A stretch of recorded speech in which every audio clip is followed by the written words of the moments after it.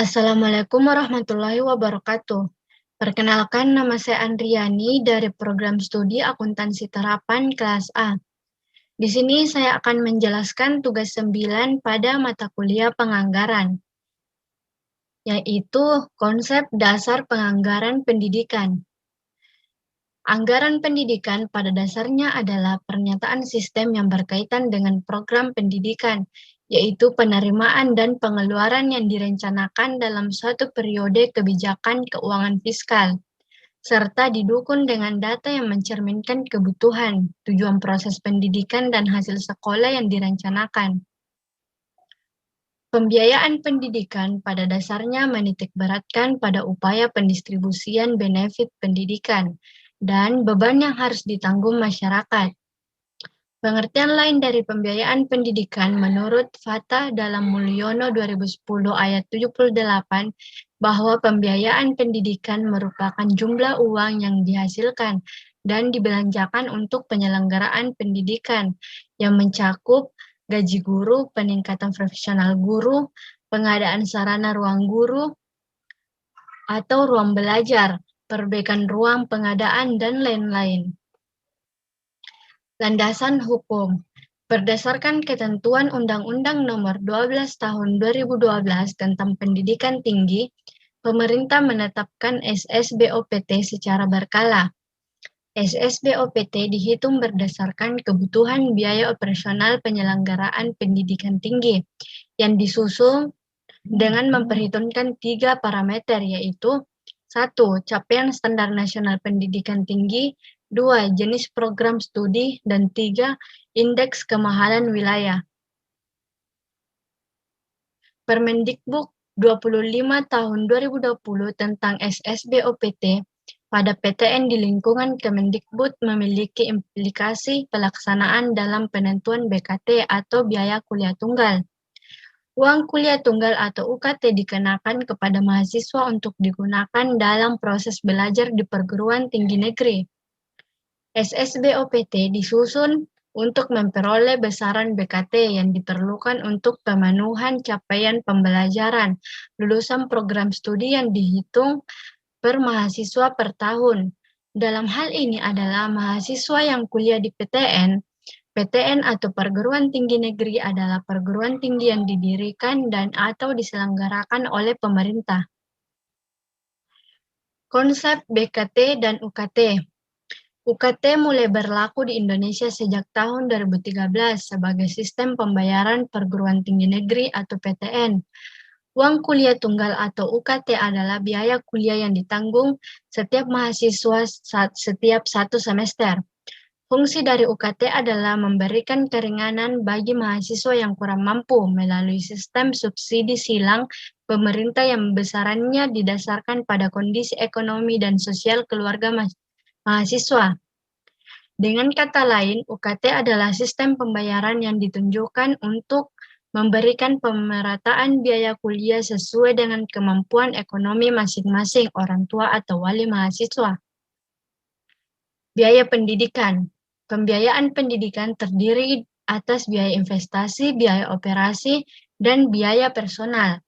Biaya investasi satuan pendidikan sebagaimana dimaksud di atas meliputi biaya penyediaan, sarana dan prasarana, pengembangan sumber daya manusia, dan modal kerja tetap.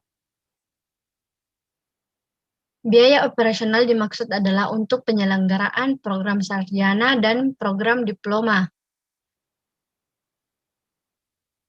Biaya operasional pendidikan tinggi BOPT dikelompokkan ke dalam 2 komponen utama, yaitu 1. Biaya langsung BL dan biaya tidak langsung BTL. Biaya langsung atau BTL merupakan biaya operasional yang terkait langsung dengan penyelenggaraan program studi, sedangkan BTL merupakan biaya operasional pengelolaan institusi yang diperlukan dalam mendukung penyelenggaraan program studi. BOPT dihitung berdasarkan aktivitas pendidikan sesuai dengan kurikulum. Biaya langsung merupakan biaya operasional yang terkait langsung dengan penyelenggaraan program studi. Biaya langsung dihitung dan ditetapkan berdasarkan perencanaan dan pelaksanaan kurikulum program studi. Biaya langsung terdiri dari 4 jenis sebagai berikut, yaitu 1. Kegiatan kelas, 2. Kegiatan laboratorium, 3. Kegiatan tugas akhir atau skripsi, 4. Bimbingan konseling atau kemahasiswaan. BKT versus UKT. BKT merupakan biaya keseluruhan operasional tiap mahasiswa atau mahasiswi per semester pada program studi, sedangkan UKT merupakan biaya kuliah tunggal yang ditanggung oleh tiap mahasiswa atau mahasiswi per semester yang telah disubsidi oleh pemerintah.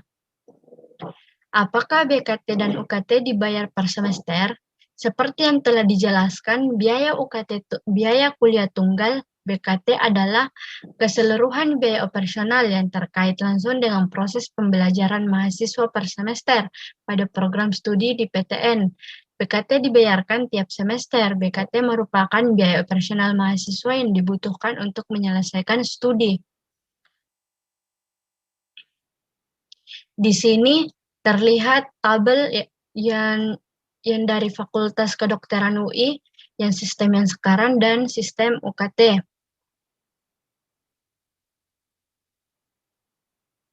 Selanjutnya, pada sistem UKT, semua biaya kuliah berupa uang gedung, SPP, dana praktikum, dan biaya penunjang perkuliahan lainnya telah dilebur menjadi satu dan dibagi rata dalam 8 semester.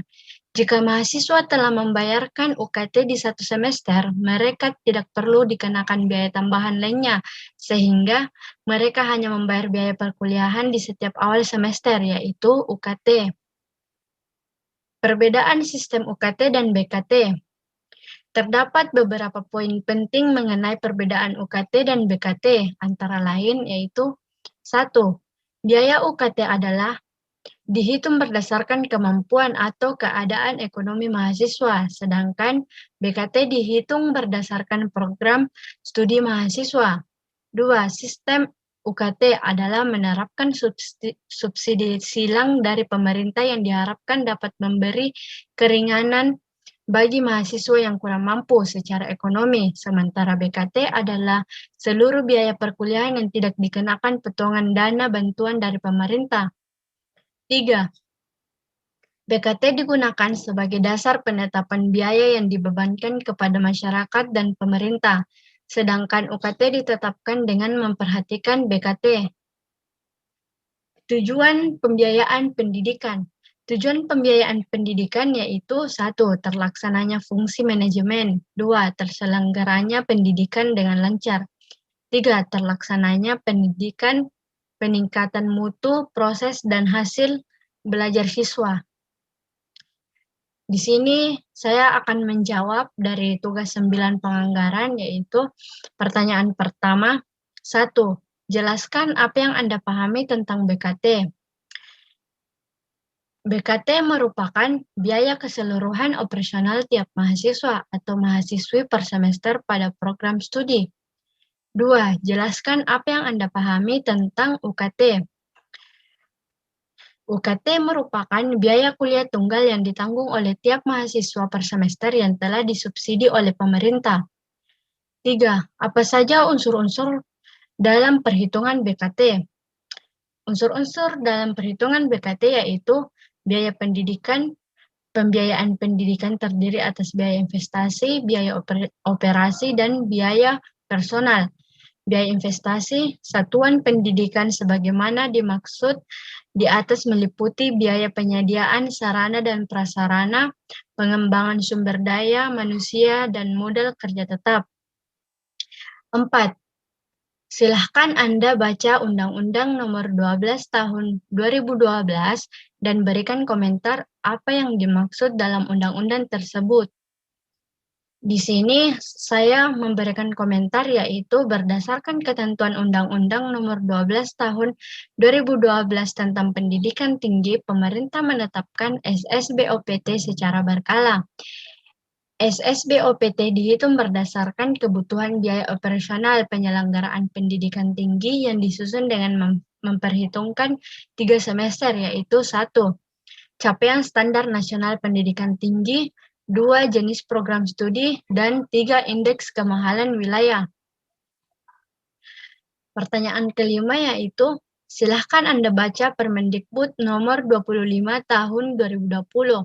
Berikan kesimpulan tentang maksud Permendikbud tersebut. Di sini saya dapat menyimpulkan bahwa Permendikbud nomor 25 tahun 2020 tentang SSBOPT pada PTN di lingkungan Kemendikbud memiliki implikasi pelaksanaan dalam penentuan BKT atau biaya kuliah tunggal. SSBOPT disusun untuk memperoleh besaran BKT yang diperlukan untuk pemenuhan capaian pembelajaran lulusan program studi yang dihitung per semester per mahasiswa per tahun. Dalam hal ini adalah mahasiswa yang kuliah di perguruan tinggi negeri.